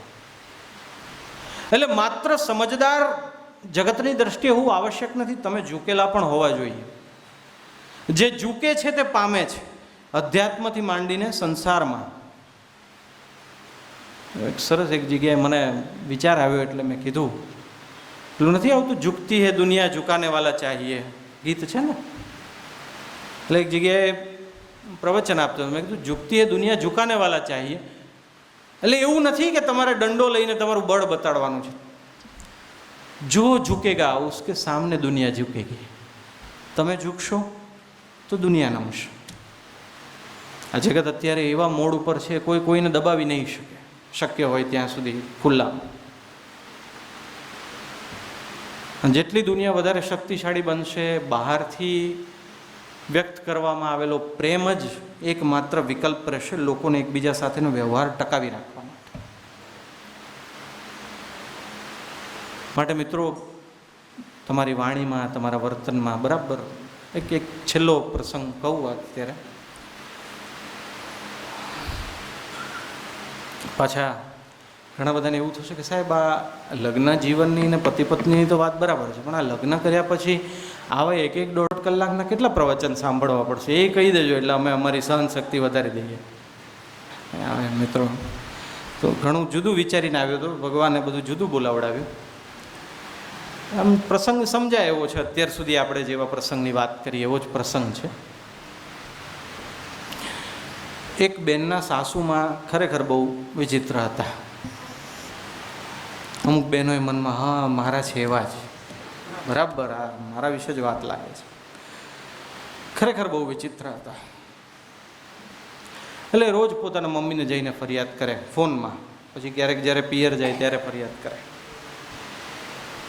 એકવાર તો એટલી બધી કંટાળી ગઈ, કીધું મમ્મી મારે આત્મહત્યા કરવી છે, હવે મારા સાસુ મારાથી સહન નથી થતા, આમ છે તેમ છે વગેરે વગેરે.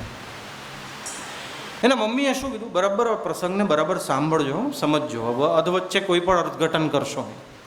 એના મમ્મીએ એમ કીધું તું શેની આત્મહત્યા કરે, આપણે જ તારી સાસુને મારી નાખીએ. આટલા વર્ષોથી તું સમજાવવાનો પ્રયત્ન કરે છે, સમજતી નથી. કે મમ્મી તું મારી નાખવાનું કહે છે? કે હા હા મારી નાખીએ, સમજતી નથી તો કે હા ના ના મારી જ નાખી, હા જીવવા જ નથી દેતી. એટલે મમ્મીએ કીધું હું તને એક એવું ઝેર આપું છું, રોજ તારી સાસુને તારે ચમચી ચમચી ભેળવીને આપું. ઝેરની અસર 8 મહિને થશે. 8 મહિને ઝેરની અસર થશે, તારે રોજ ધીમું ધીમું આપવું, કોઈને ખબર નહીં પડે તે ઝેર આપ્યું, તારી સાસુનું ઢીમ ઢળી જશે ને. તમને એમ થાય કે આ સાહેબ વળી એવા કયા પ્રસંગની વાત, સાસુને સાંભળજો તમે. એના મમ્મી એને શીશી આપતા હતા. પછી એના મમ્મી એને ખાસ કીધું, પણ આ 8 મહિના દરમિયાન કોઈને તારા પર શંકા પહેલાં કે પછી ન થાય એના માટે તારે નિયમ લેવાનો, કોઈ પણ પ્રસંગમાં સાસુ સાથે પ્રેમથી જ વાત કરવી. 8 મહિના દરમિયાન ગમે તે થાય તારે તારા સાસુ સાથે પ્રેમથી જ વાત કરવી, પ્રેમથી જ બોલાવવા, બધા સામે એનો આદર જ કરવો અને એકાંતમાં પણ વિનય કરવો અને જેટલી થાય એટલી એની સેવા કરવી.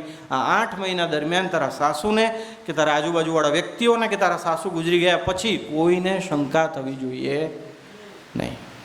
મેં કીધું ભલે મમ્મી, આ બધું મને આવડે છે. 1 મહિનો વીત્યો, 2 મહિના વીત્યા, 3 મહિના વીત્યા, 8 મહિનાની દવા આપી. પણ 6 મહિના પછી આવીને એ દીકરી પોતાના મમ્મીને વળગીને બહુ રડવા માંડી, બહુ જ રડવા માંડી. 2 મહિના બાકી હતા પૂરા, કે મમ્મી મોટી ભૂલ થઈ ગઈ છે. એટલે મમ્મી કે કેમ, રોજ 1 ચમચી આપવાની હતી એની જગ્યાએ આખી બોટલ આપી દીધી કે શું? ના ના ના ના મમ્મી, હવે મને મારા સાસુ પ્રત્યે એવી લાગણી થઈ ગઈ છે કે મને અફસોસ થાય છે કે મેં આને મારી નાખવાની યોજના બનાવી. હવે એને કંઈ થઈ જશે તો મારા જીવનમાં મારી જાતને ક્યારેય માફ નહીં કરી શકું. મમ્મી હું તો નાટક કરતી હતી પ્રેમનું, સેવાનું, સારી વાતો કરવાનું, એ મને હવે એટલો બધો પ્રેમ આપે છે કે મને તારો પ્રેમ ઓછો લાગે છે. મમ્મી મારી ખૂબ મોટી ભૂલ થઈ ગઈ, મારે તને ફોનમાં કેવી રીતે કહેવું? મમ્મી બહુ મોટી ભૂલ થઈ ગઈ. મમ્મી કહે કે તું શું ઈચ્છે છે એમ તારે? કે મારા સાસુ જીવે, બહુ જીવે, અને અમે સુખેથી એકબીજા સાથે રહીએ. મમ્મી કે જા તથાસ્તુ. પેલી કે કેમ? તમે તો ઝેર આપ્યું હતું, 6 મહિનામાં અસર થઈ હશે ને? તો કે ઝેર નહોતું, એ ગંગાજળ હતું.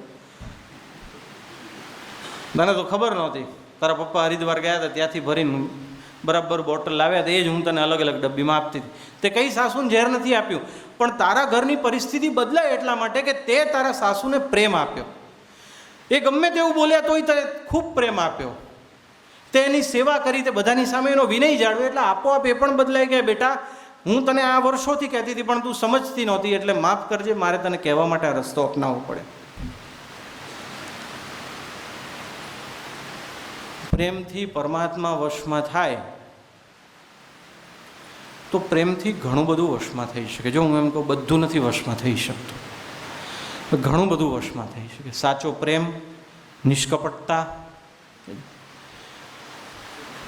અને ભાઈઓને હજી એક, સ્વામી બીજી 2-3 મિનિટ લઉં કે આ લોકો ખિસ્સામાં કંઈ ટમેટા કે એવું લઈને નથી આવે ને મારવા માટે, કે હવે બહુ થયું એમાં, પત્ની તો સહન થાય છે, તમે સહન નથી થતા.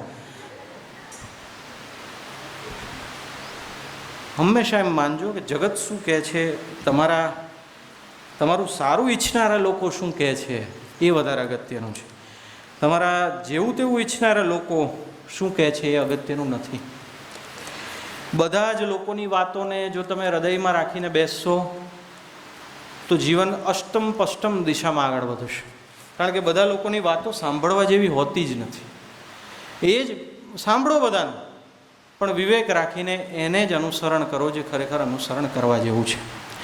ભાઈઓ માટે ઘણી બધી વાર સેન્ડવિચ જેવી પરિસ્થિતિ થઈ જતી હોય છે. આમ તો સેન્ડવિચ નહીં, પણ પેલી double special cheese 3 layer sandwich જેવી પરિસ્થિતિ થઈ જતી હોય છે. આવું સમાજમાં પણ બધા ઉઘાડે છોક કહેતા હોય છે. સાસુ અને વહુ ઝઘડે, અથવા તો ઘરની મહિલા અને પેલા ઝઘડે, તો જો એ પત્નીનો પક્ષ લે તો શું કંઈક જુદું કહેવામાં આવે કે આ તો બાયડીનો થઈ ગયો છે, કંઈક છે, એના માટે ઘણા બધા શબ્દો છે. અને જો માનો પક્ષ લે તો આ તો કે માવડીઓ છે. એટલે મિત્રો, જો જગતને જે કહેવું હોય કે આ જગતમાં તમારું સુખ ઈચ્છનારા બહુ ઓછા લોકો છે. એ આવા સંતો હોય, તમારું સુખ ઈચ્છનારા, તમારા નજીકના મિત્રો હોય, બાકી સુખ ઈચ્છનારા લોકો બહુ ઓછા હોય છે. તમે પણ એમાં આવી ગયા. તમે શું જીવનમાં બધાનું સુખ ઈચ્છો છો? તમારા આસપાસના બધાનું સુખ ઈચ્છો છો? તમે પણ ઈર્ષા, લોભ, લાલચથી ભરેલા છો. એમ આપણી આસપાસ પણ બધા આપણું સુખ ઈચ્છનારા નથી. એટલે બધાની બધી વાત કાને ધરવી, એનાથી પ્રભાવિત થવું નહીં. મારે સુખ શાંતિ રહે, હું સાચા ને સારા માર્ગે ચાલું, મારું લગ્ન જીવન વધારે ટકેલું રહે. અને ભાઈઓએ માની જ લઉં કે તમારા પત્ની 100 વર્ષના થવાના છે. હા, હું પ્રવચન આપતો તો એ દરમિયાન જ ફોન આવી ગયો, અને એમને યાદ કરતો હતો ત્યારે, એટલે એ તો 100 વર્ષના થશે જ. અને તમે જ્યારે જ્યારે યાદ કરશો કે ભાઈ હવે અત્યારે એનો ફોન ના આવે તો સારું, હું કામમાં છું, ત્યારે ફોન આવશે, એટલે ભાઈઓએ માની લેવું કે પત્ની 100 વર્ષના થવાના જ છે. મોટે ભાગે બહેનો લાંબુ જીવતા હોય છે ભાઈઓ કરતાં. એક બહુ પ્રસિદ્ધ પ્રસંગ છે ને કે એક ઘોડો લઈને એક બાપ અને દીકરો એક ગામથી, માફ કરજો, એક દેશમાંથી બીજા દેશમાં જતા હતા. નવો ઘોડો ખરીદ્યો હતો. એટલે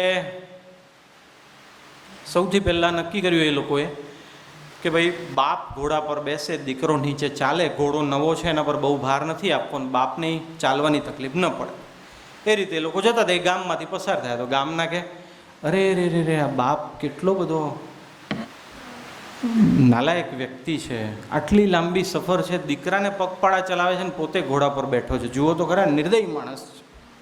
એટલે એ લોકોએ સાંભળ્યું, એ લોકોને થયું વાત સાચી છે. એટલે ઘોડા પર પહેલાં દીકરાને બેસાડી દીધો ને બાપ નીચે ઉતરી ગયો ને ચાલવા માંડ્યા. બીજું ગામ આવે, અરે આ દીકરો તો જો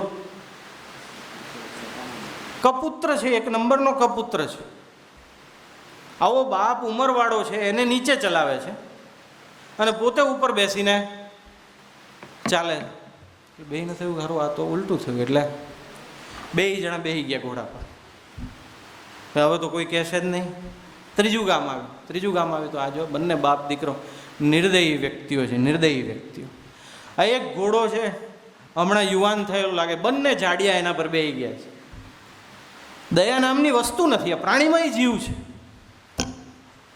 એટલે એ લોકો એ સાંભળ્યું એટલે બે જણા નીચે ઉતરી ગયા, બંને જણા ઘોડાને ચાલતા ચાલતા લઈ જતા. ત્યાં ચોથું ગામ આવ્યું. ચોથા ગામે જો આ બંને મૂર્ખ છે એક નંબરના. આ ઘોડો આટલો યુવાન છે, આટલી લાંબી મજલ કાપવાની છે, બંને જણા ઘોડાને જોડે લઈને ચાલે, માથે ના બેસી જવાય. બધા કન્ફ્યુઝ થઈ ગયા, કરવું શું? બોલો, એક રાજેશ ખન્નાના પિક્ચરની એક બહુ સરસ પંક્તિ છે, કુછ તો લોગ કહેંગે લોગો કા કામ હે કહેના, છોડો બેકાર કી બાતો કો કहीं બીત ન જાય રહેના. એવા લોકોની વાતને ધ્યાન પર નથી રાખવાની જે લોકો એમનેમ જ હેડિંગ આપવા માટે પંકાયેલા હોય છે. તમારે ધર્મશાસ્ત્રો, સંતો, હિતેચ્છુઓ અને અનુભવી લોકો શું કહે છે તે પ્રમાણે તમારું જીવન ઘડવાનું છે. બાકી આપણા બધાનું જીવન એક સંગ્રામ છે. એમાં સમજણરૂપી તલવાર સાથે લઈને ચાલીશું તો ચોક્કસ આપણે જીતીશું. ભગવાનને સાથે લઈને ચાલીશું તો ચોક્કસ આપણે જીતીશું. સેંકડો વાર ભૂલ થશે, પણ મારી ભૂલ છે એનો સ્વીકાર કરીને સુધારવાની ભાવના રાખીશું તો જીતીશું. બધાનું હિત ઈચ્છીશું તો આજે નહીં તો કાલે જીતીશું. બધાના સંજોગ, બધાના અનેક જન્મના કર્મો અલગ અલગ હોય છે. સરખામણીમાંથી મુક્ત થઈને પોતાને જે મળ્યું છે તેમાં સંતોષ અને પુરુષાર્થને આગળ ધરીને જીવન જીવીશું તો ચોક્કસ જીતીશું. હું આભાર માનું છું પૂજ્ય સ્વામી સુખદેવ સ્વામીનો, પૂજ્ય હરિકૃષ્ણ સ્વામીનો, પૂજ્ય જનમંગલ સ્વામીનો, સર્વ ઉપસ્થિત મહાનુભાવોનો, કે મને અહીંયા આપની વચ્ચે આ વાત કરવા માટે બોલાવ્યા. આમાંય 2-3 દિવસથી હું બહુ